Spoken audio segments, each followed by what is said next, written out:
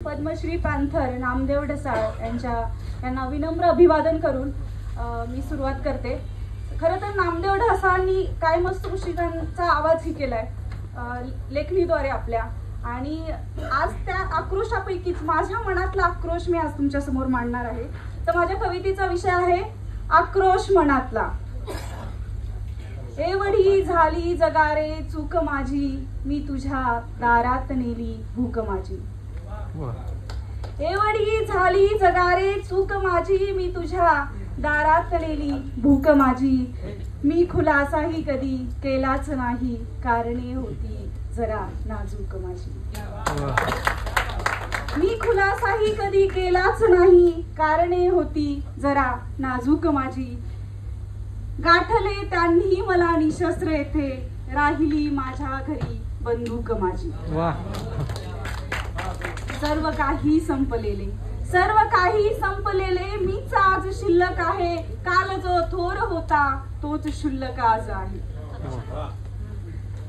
ती वेळ ही मला सोडून गेली ऐन वेळी का बरे, ती वेळ ही मला सोडून गेली ऐन वेळी का बरे। काल मी धनवान होते अन कफलक आज आहे। काय जे होणार माझे ते मला माहीत आहे, काय जे होणार माझे ते मला माहीत आहे। मी तरी आशेपोटी ही जिंदगी जाळीत आहे।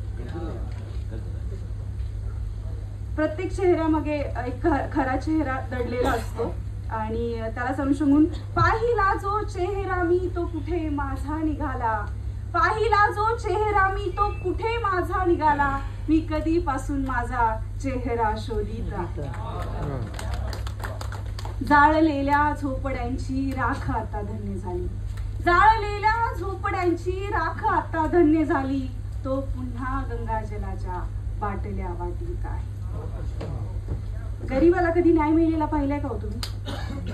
अनेक वर्ष व्यवस्थेशी झुंजावं लागतं। पॅन्थर कवी ढसाळ सर म्हणतात तसं सगळं उलथून टाकलं पाहिजे। मलाही असंच माझ्या कवितेतून म्हणावंसं वाटतं। गांजलेल्या माणसांनो थांबवा आक्रोश आता, मी नव्या न्यायालयाची बातमी काढीत आहे।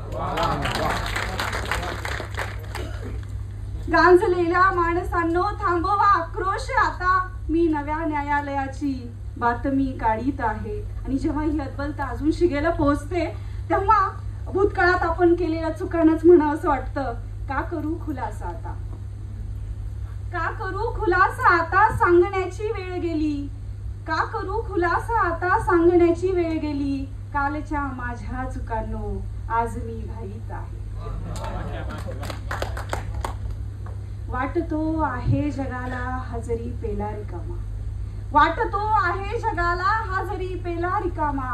मी तळाशी राहिलेले थेंबगाही पीत आहे, मी तळाशी राहिलेले थेंबगाही पीत आहे। Thank you so much.